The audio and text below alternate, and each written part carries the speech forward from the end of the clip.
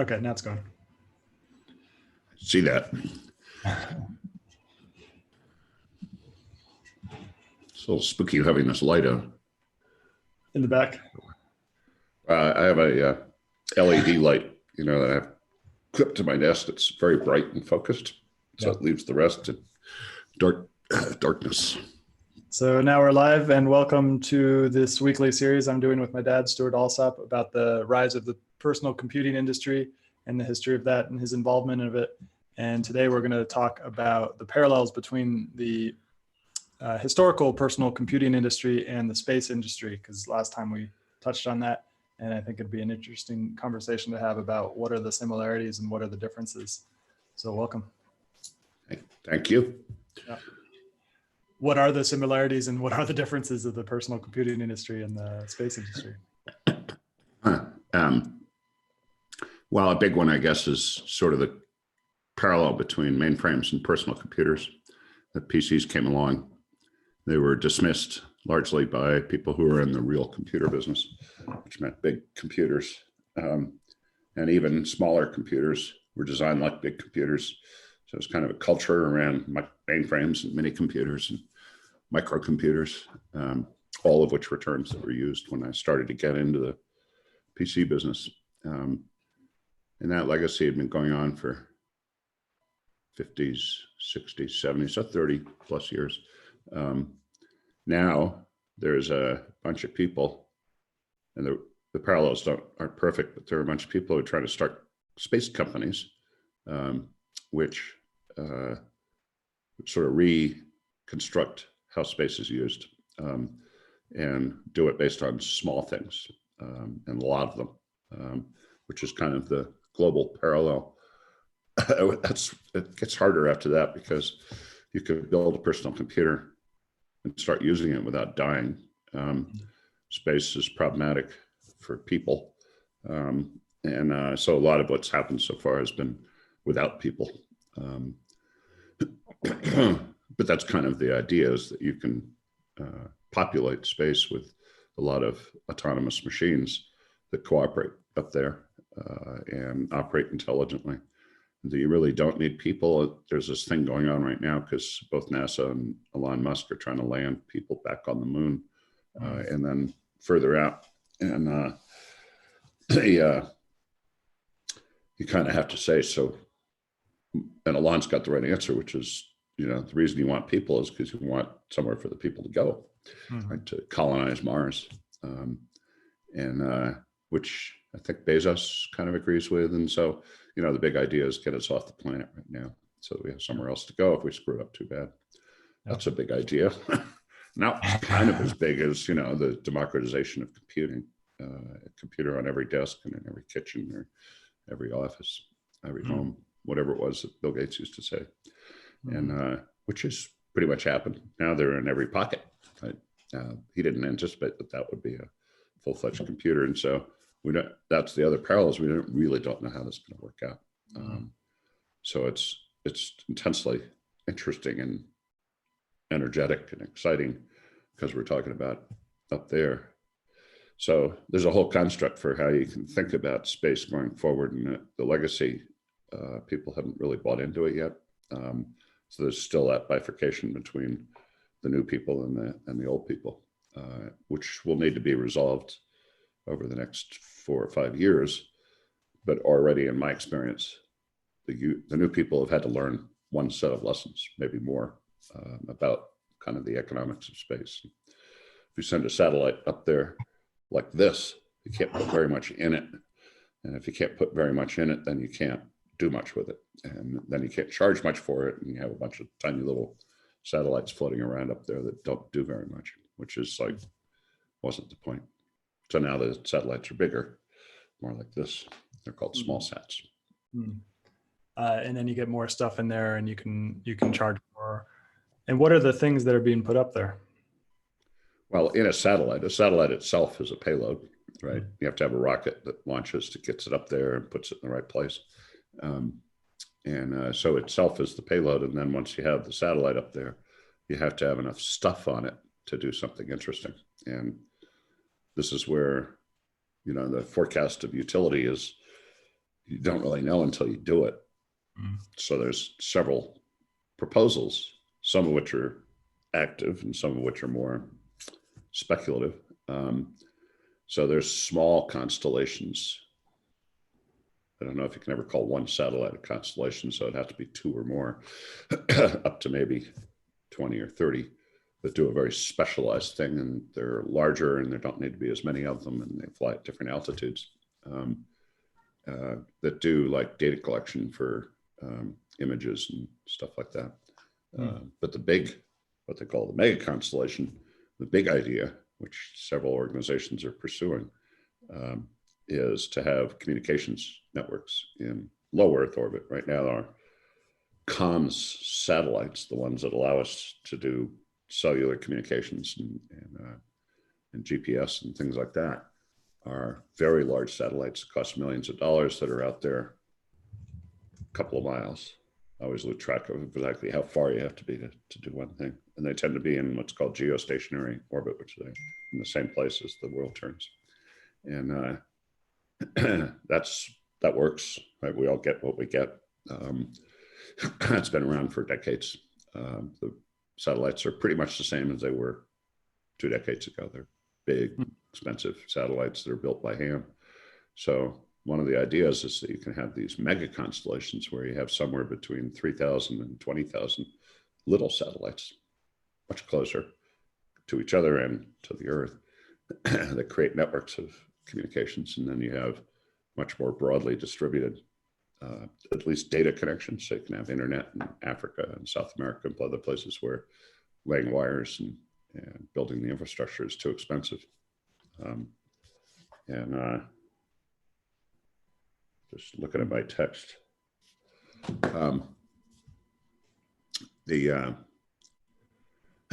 so there's this range between sort of specialized constellations. I think they're all called constellations, that are smaller and more focused, and the satellites tend to be bigger and more expensive.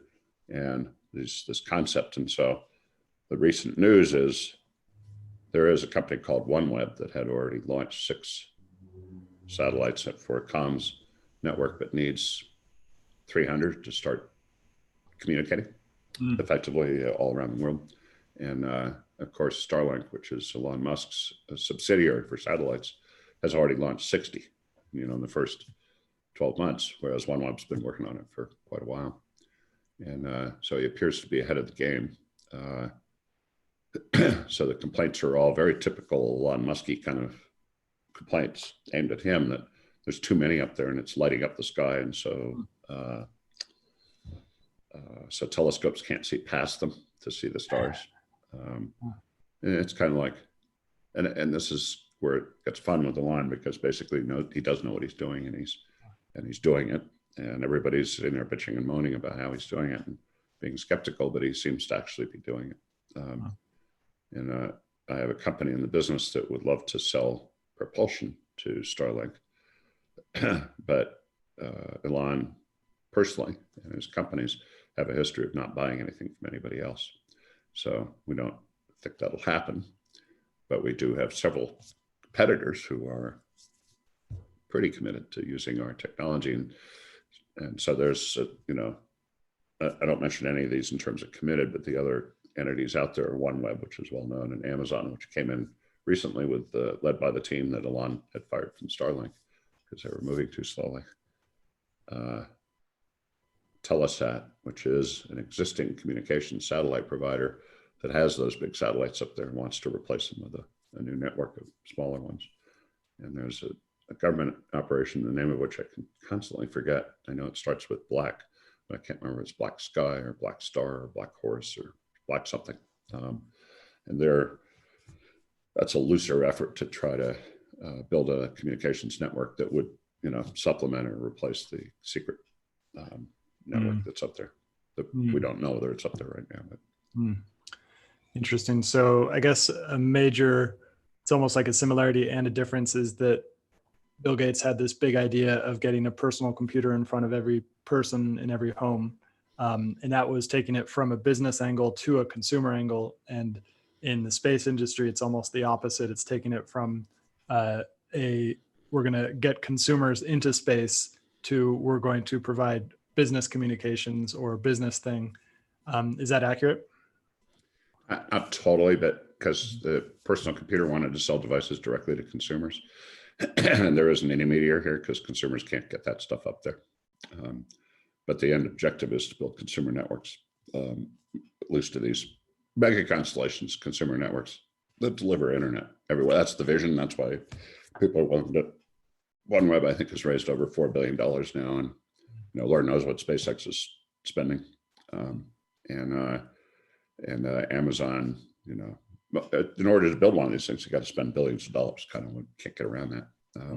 So there is this interim process. You didn't have to spend billions of dollars to deliver personal computers. In fact, Michael Dell did it by starting in his dorm room assembling components, and it's now if it's not it's one of the largest computer companies, although it doesn't really make personal computers anymore, I don't think. So there is this hurdle that you have to get over to have a functioning network in space that did not exist in the personal computer industry. And, because it's space and it's, relatively unexplored, it leads to, you can kind of have whatever vision you want because there's nobody up there telling you whether it's true or not. Yep. It's a wide open field, whereas computing technology, well, and then are there any other uses to the commercialization of space besides internet? Absolutely. But I asked that question too. When I made my first investment, I knew less than virtually anybody because I really said, I'll never be an investor in space. I'm not going to do that. So I'm not going to pay any attention to that the way I do to healthcare and other topics where I just don't have the domain experience. So when I started 4 years ago, I was asking all the questions you're asking me right now. Right. So in the 4 years, I've become, let's say, a well-informed investor, not an expert by any means. And so when you ask that question, why are we doing this and what do we get out of it? You tend to get sort of 3 or 4 standard questions. One is communications, which is proven, right? Because it's been in place just in a different configuration. One of them is imaging. In other words, these satellites have cameras on them. This is already done, right? Because there's a company called Digital Globe, which had very high resolution cameras on their geostationary satellites, which are only 4 or 5 of them. And they supply all the images, the detailed images you see in Google Maps or Apple Maps or the other mapping operations. That's very clear and valid use case. And then people are trying to optimize on that. And some people say, well, it should fly lower with a bigger camera and you get much better images, or maybe lower with less. Anyway, so there's all these different approaches to imaging. So communications, imaging, and then there's weather, which is a broad category of, right now, the NOAA,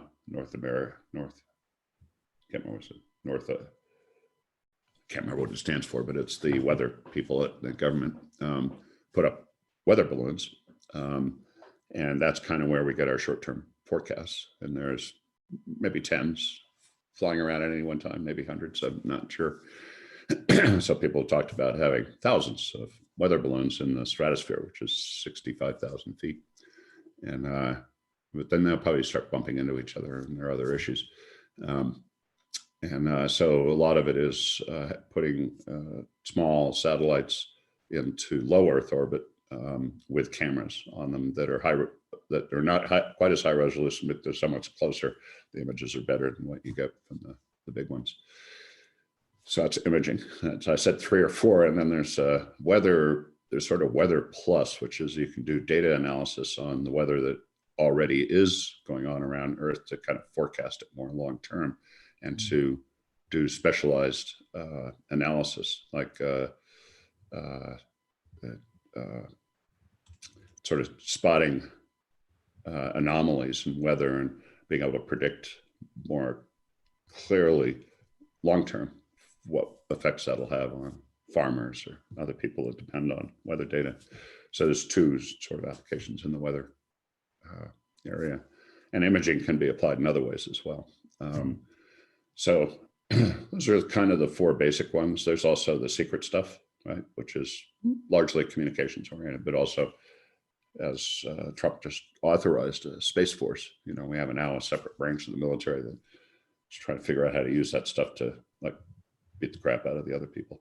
And they're all trying to figure it out themselves. So the Russians and the Chinese are trying to have offensive capabilities in space. That's kind of it. Then there's space tourism, which is taking people up there pretty much just into the stratosphere so you can look down and go, whoa, and then go back down again. Because if you stay up there, that's a whole different thing, and you have to have people that are trained and whatever happens. But space tourism is the idea that you can just get up there far enough that you look back and you see what the original people that flew in space saw. Astronauts, yeah. And is there any world in which a space tourism leads to space colonization? It's funny, a lot, so I got Jeff Bezos, who justified in part Blue Origin on space tourism. There's another company that's exclusively doing space tourism, but it's turned into more of a kind of cargo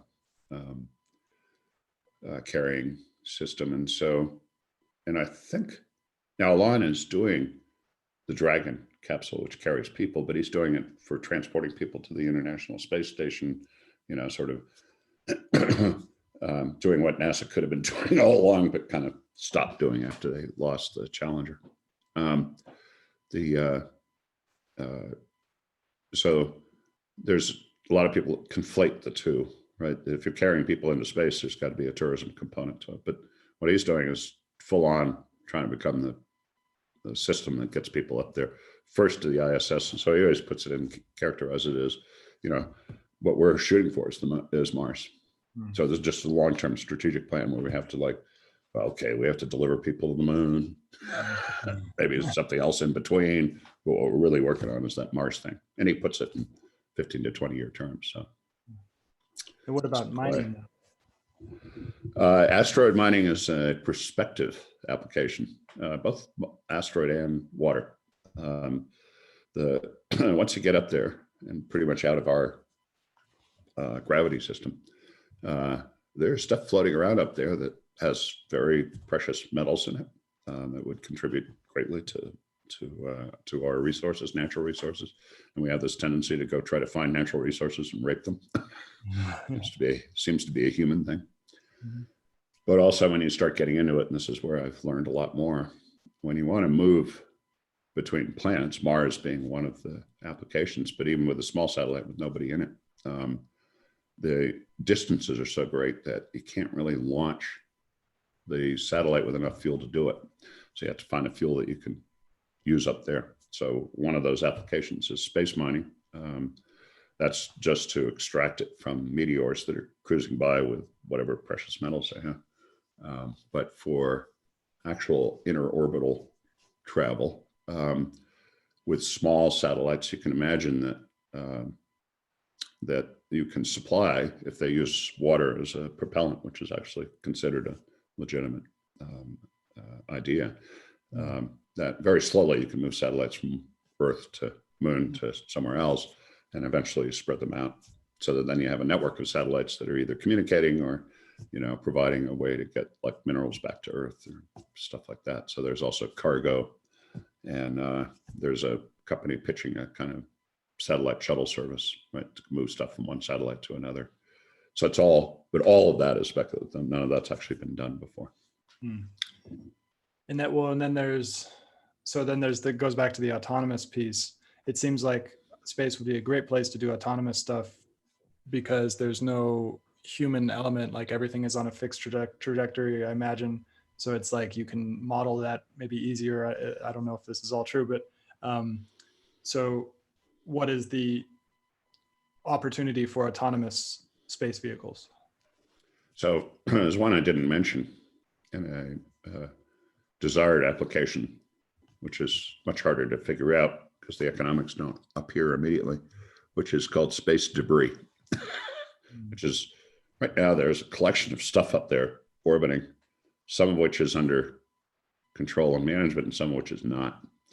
A lot of the early stuff that was sent up there had no way to be returned. And in several very rare occasions have run into each other. And when two satellites collide in space, it creates thousands at least of little fragments. And those little fragments are traveling at like 100 miles an hour. So one of the problems you have when you put satellites up is you got to dodge that stuff.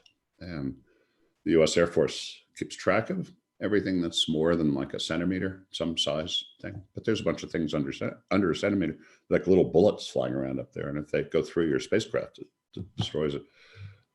Now, space has a lot of space in it. So when you look at these sort of illustrations of space debris floating around the Earth, you're looking at, it's not an accurate density, right? It gives you this image that it's all like a few feet from each other. Actually, it's miles apart, and it's all, some of it's floating around randomly. So one of the applications is, how do we get rid of that stuff, particularly the dysfunctional old stuff, regardless how big it is? And so there's lots of crazy ideas about how to do that right now. I don't think that was responding to your question. That was kind of like, oh, I forgot that space debris Well, thing. and then that probably intersects with the autonomous vehicles about what All right. Well, everything in space is essentially autonomous, right? Unless you have a crew go up. So the ISS could be said to not be autonomous because it has people on it all the time. However, it's set in a very programmed, stable orbit, and they do have to move it if they see debris coming. But even that's automated. Like the database of where the debris is and where it's going and how that intersects with the International Space Station is an autonomous system that, basically this computer's sitting there calculating way more rapidly than we can, kind of what's a threat and what's not. So autonomy is core function in space. I mean, it is just like going back to Star Wars, go to hyper warp speed or whatever the hell they'd say, and the thing would take off and show up where it was supposed to, several universes away. A lot of people say that everything in Star Wars is, actually it's more Star Trek than Star Trek is predictive of what we're doing now. Well, and that's the interesting thing. And I mean, I don't know about Star Trek. I haven't watched that much Star Trek, but in any other space science fiction, I always see people piloting the space vehicles, but nobody ever thinks about it as in like autonomous vehicles. Well, and then that gets into the, like, maybe what will happen here on the planet soon enough too, is autonomous weapons. We've never had autonomous weapons in terms of a global war. So, maybe the next war will be fought with autonomous vehicles, but then that makes civilian populations probably more as targets. So yeah, I don't know. So that's a core area of speculation and debate, because if you note the news, we had a drone that killed the general in Iran. No humans involved, none on the ground or near the general, but all operating through a drone, right? And intelligence, satellite imagery, all the stuff we're talking about. So the level of real-time intelligence that we have about kind of where people are and who they are and all that kind of stuff is pretty high. But we sent a drone without any people to do the job.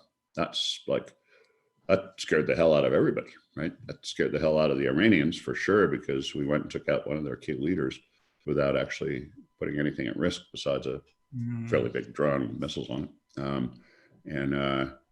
And it scares everybody else that we can do that. It scares ourselves that we can do that. It's like, wow, maybe not our current president sitting there not being particularly thoughtful about stuff, but you got to think about that.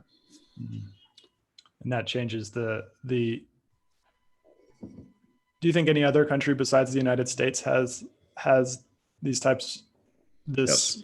Yeah, Russia. China's right on top of it. Russia is a little hard to tell because their economy is in such bad shape. We're not sure how much money they can spend on doing super advanced stuff. But one has to imagine that they've certainly spent a lot of money on drones and have the ability to operate autonomously.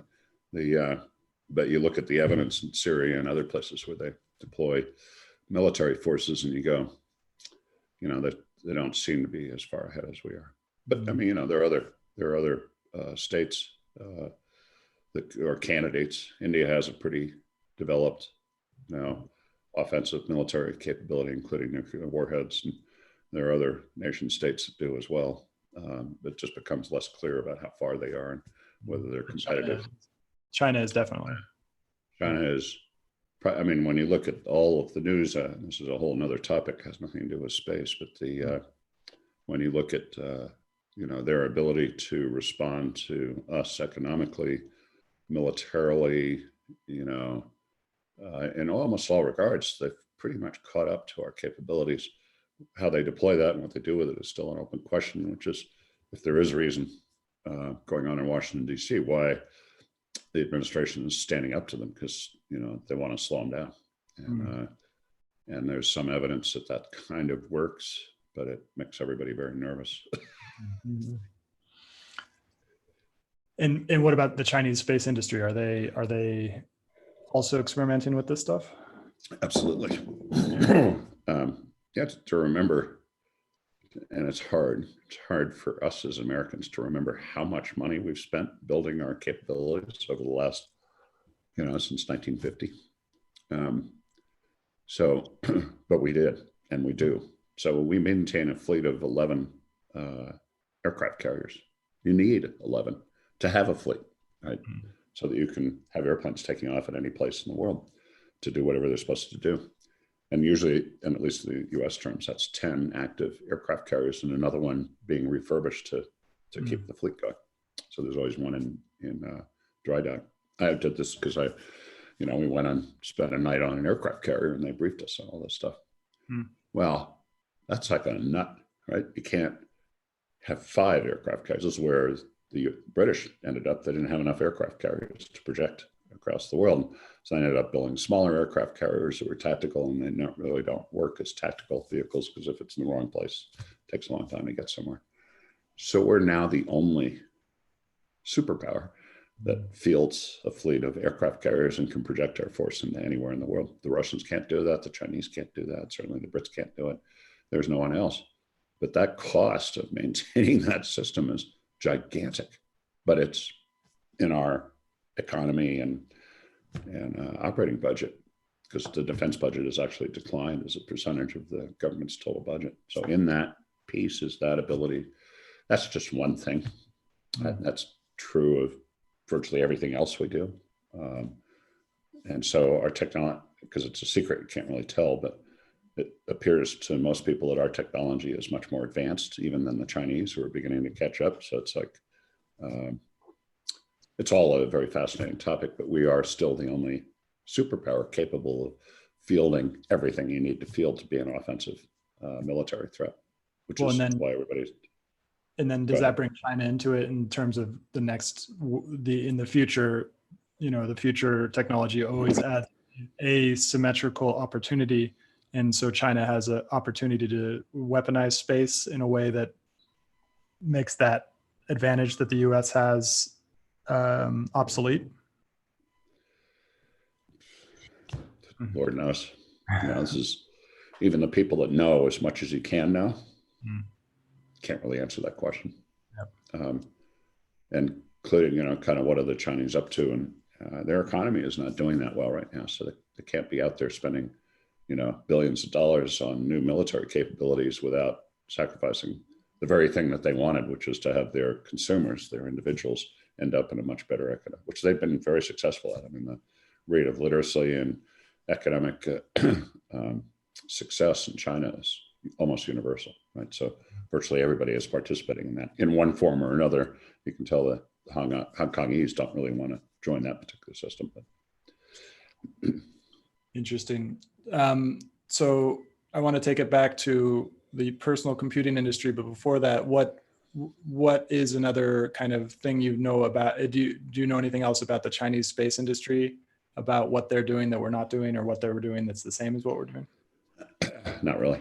I pick up stuff because my partner does know things like that, but so far it's been the Chinese copying our stuff, which means they're inherently behind. They haven't shown any ability yet that's visible to make their own stuff that scares us. Yeah.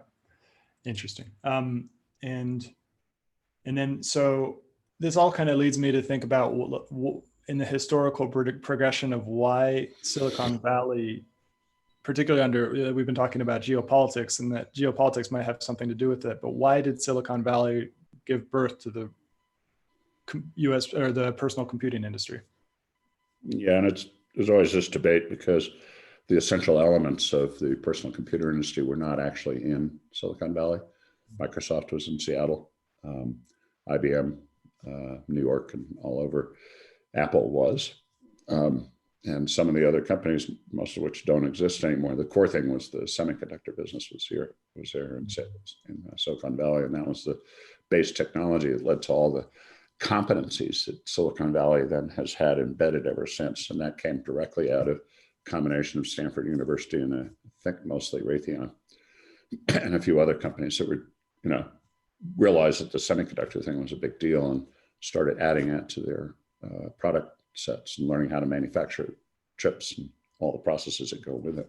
So we had this incredible embedded educational resource that just didn't develop anywhere else because of the number of components that needed to be developed at once, which has turned into, over decades, again, since the 50s, to being the reason that Silicon Valley still kind of rules.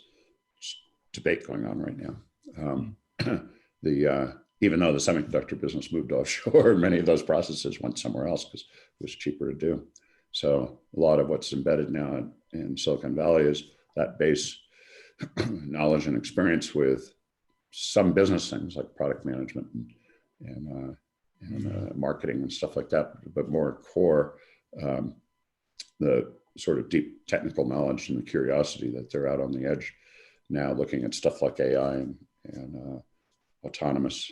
I mean, why is the vehicle business for autonomous vehicles centered in Silicon Valley? It's like, you sit there and go, well, all those companies were in Michigan, at least the core parts of them, and Detroit. And a lot of the component technologies were developed as part of aerospace and other industries. And yet the sort of core understanding of how to design, test, and deploy autonomous vehicle systems is still in Silicon Valley. So it migrates over time to different competencies and so New York says it's a major center of venture capital now, startups, and they're not overall kind of technical startups, or more other kinds. And you still have the sort of regional centers of excellence like Georgia for communications technologies, or Texas for aerospace related stuff, and so on and so forth. So it really is about this kind of deep technology only being done, only having the capability to really go off on the edge and take things from that are being studied in the university and then apply them in a way that they're right when they're ready, apply them to a business, or experiment with applying from the business, because there's a bunch of failure. There's a bunch of failure at the university level, and then there's a bunch of failure at the how do we turn this into a business level? And then once you make it through all those levels of failure, then you can basically start something that is wildly successful. And that seems to be only happening, like in New York, you have these, it's like creative industries or finance, technology and stuff like that. But still, that's all like coming from Silicon Valley, the core technology that populates that. And then even in China, you have the ability to copy extremely quickly, but you're not actually getting any of the new stuff. I mean, maybe like TikTok would be an interesting example of that, because TikTok is a consumer application that came from China and then entered the United States quite rapidly. But it's still, that deep tech that it's built off of is still built in Silicon Valley.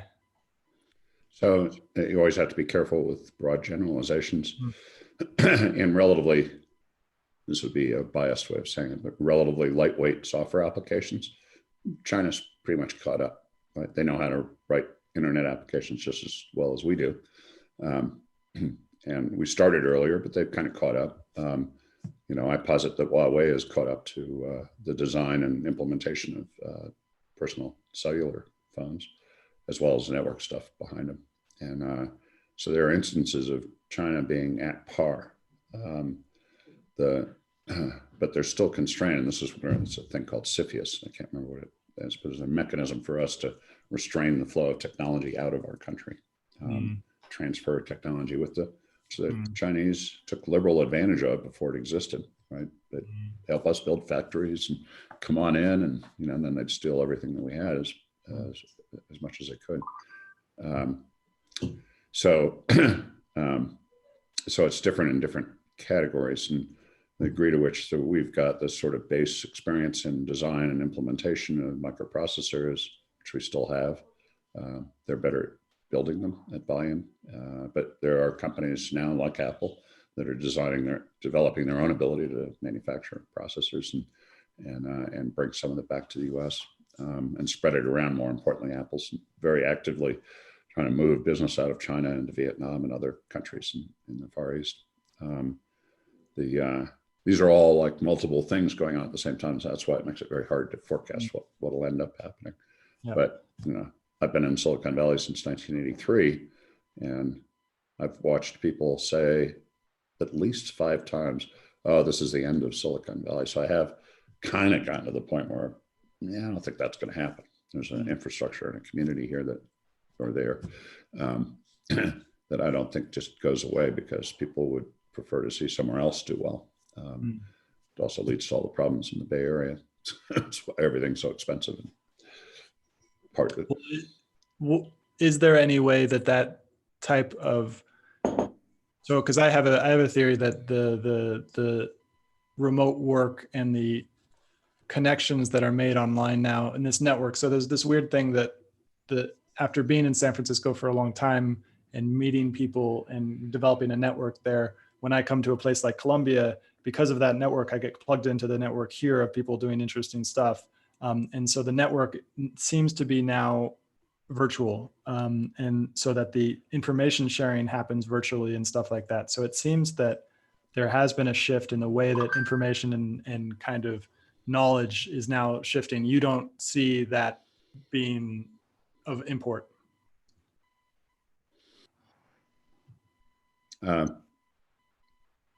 wouldn't want to say I don't see it as being important, because that would lead me to look like I'm having a senior moment, but where you think you're better than everybody else. But it's been very hard for other cultures to adopt and understand what we're doing here. And it's not just intelligence or education or research, or there's a big cultural bias against letting people make money. It's emerging here too. It's like, the gap between the rich and the poor is getting wider, and everybody says, the problems we have in our middle class. That ability to get rich because you do something important has always been a key motivator for why people do it so much here. And there's been a strong cultural bias against that almost everywhere else in the world. The Israelis are probably the only ones that have gone, what the heck, let's make people rich if they contribute to the common good or make successful stuff. It's very hard for the Europeans still. They want to control that process, and as soon as you want to control it, and so a lot of what's happened in South America, for instance, is that each country has decided that they should have their own industry. This was the key. So they, blocked people from doing stuff, not knowing that was kind of the dumb thing to do. And it's taken them decades. And so some of the countries in South America have figured out you have to incentivize other organizations. But anyway, so you go through the whole thing, and it's like, it takes a long time to develop these capabilities. And we've just had them for however you want to measure it, but at least 70 years. But that's what I'm saying, is that what I see happening is that ambition, it's like small, but Silicon Valley was kind of small as well in terms of the people within Silicon Valley who are doing this.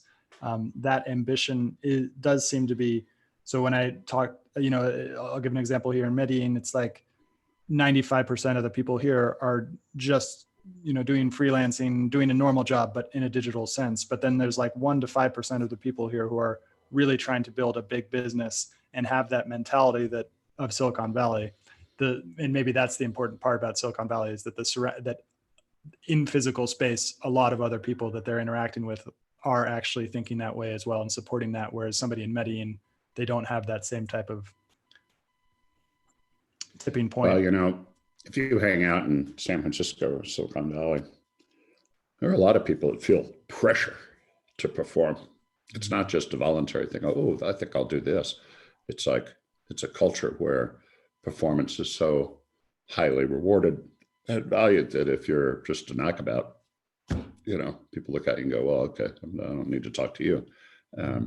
So there's this like built-in pressure to perform, which is distinct even from other places in the US. I mean, New York City, of course, is famous for its financial industry, where there's incredibly intense pressure to perform, or LA in the entertainment business or whatever.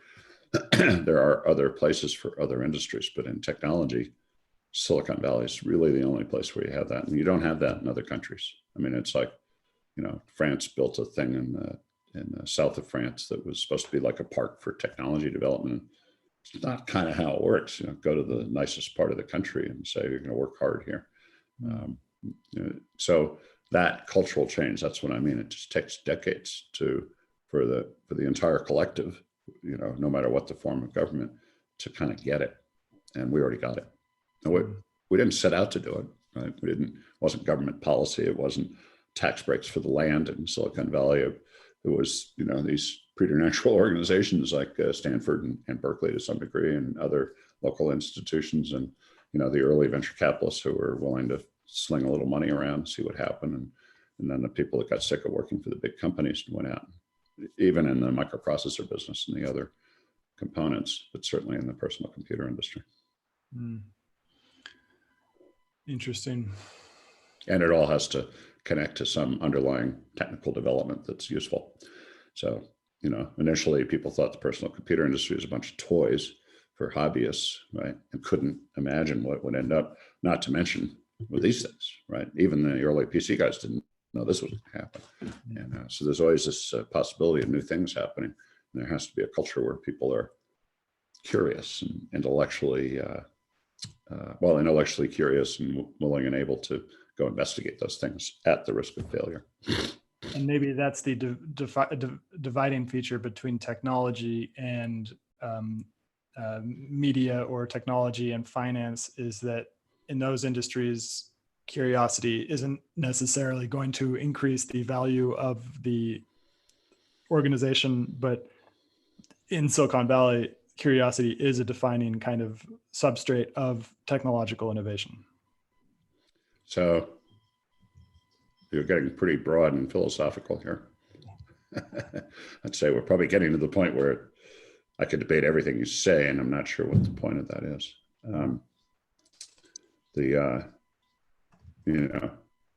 There's a very strong relationship between being American and being aggressive about exploration, which started with people coming to the East Coast and then flinging themselves into the West, regardless of what might happen.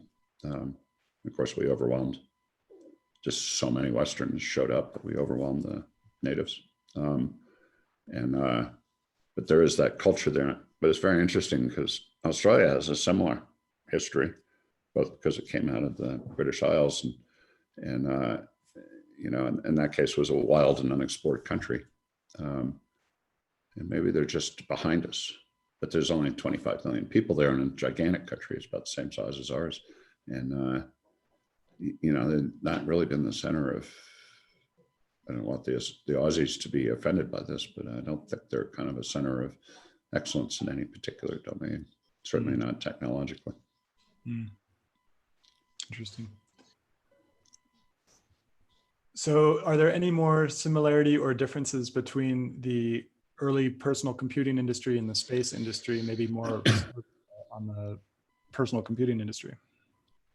Well, it's a little bit self-serving, but what the heck.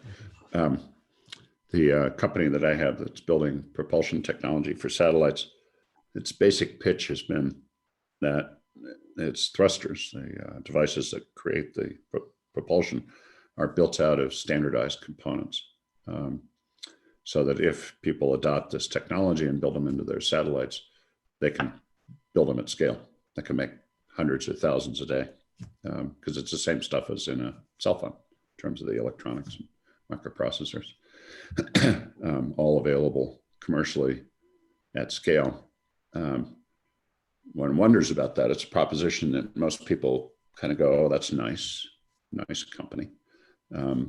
We've never needed that before. Everything's been hand built in space. So there's this transition point, and part of it rests on a belief that there are going to be tens of thousands of satellites and that space will scale to something much bigger. That is highly debatable at this point. So people debate it and very emotionally, and meetings and get-togethers of space people. Because there's an obvious benefit to having something on a manufacturing line, but not necessarily a belief that you can do it at the scale that Apple or Samsung have been doing it, millions of devices, per year.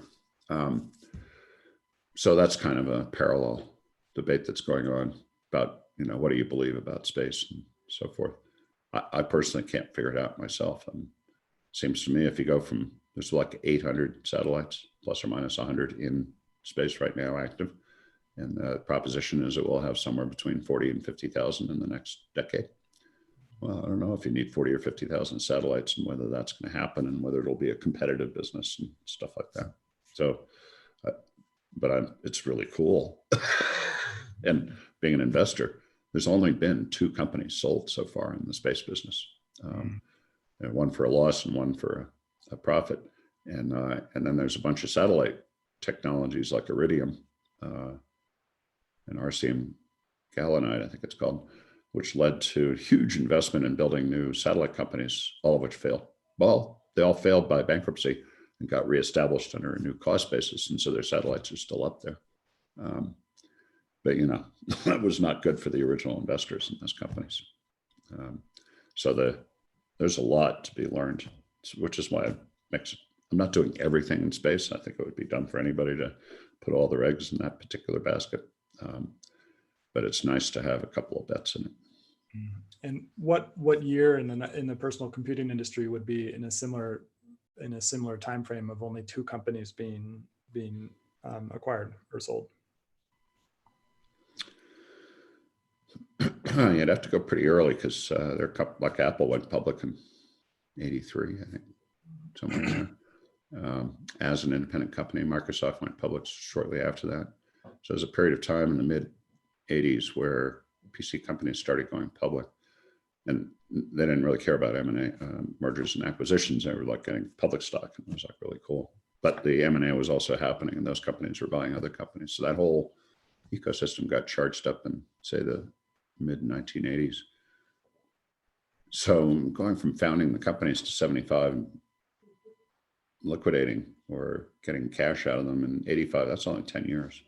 So happened pretty quick, much quicker than it will happen in space, just because space is an infrastructure thing. It's, you have to have a lot of things come together all at once. Are you confident, this is kind of a tangent question, but are you confident in the future of our global economy? That was a switch. I mean, it's related. I can tell you the piece, but so it's basically like it's an infrastructure play.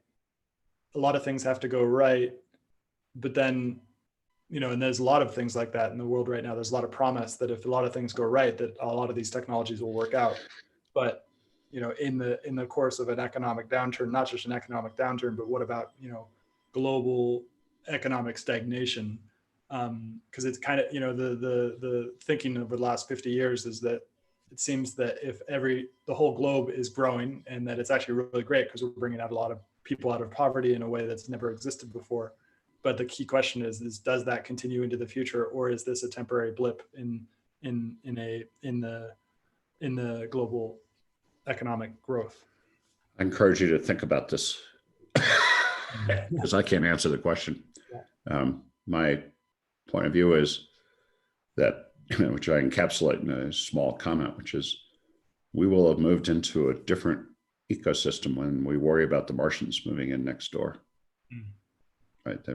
Those damn Martians, we don't even know if there are Martians, but I'm just saying that when we start looking at the Earth as an entity, as opposed to a collection of nation states that are competing with each other, and worry more about them, then it's going to change.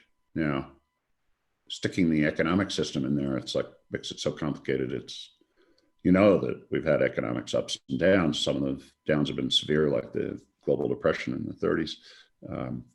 In theory, we've gotten smarter at managing our economies, which I think would be a false impression. I think we're building in problems right now that will lead to difficulties in the future. But I'm not an economist, and I cannot figure out. Already, we should have had a downturn. We've had such a long-running up economy in the stock market and employment and all that kind of stuff. You feel like there's something about to happen, but you feel like it. You can't predict it. Yeah. Anyway, I have to. The last couple of years. I have to go. Okay. Yeah, well, thank you everyone for tuning in, and we'll do this again next Saturday at 8 a.m. I think. Well, probably 9 a.m. I'll be back in PST. So, Okay. but I'm going to be fishing on the Eel River, so that'll create a problem. Okay. We'll have to work that out. All right. Cool. Have fun. Yep.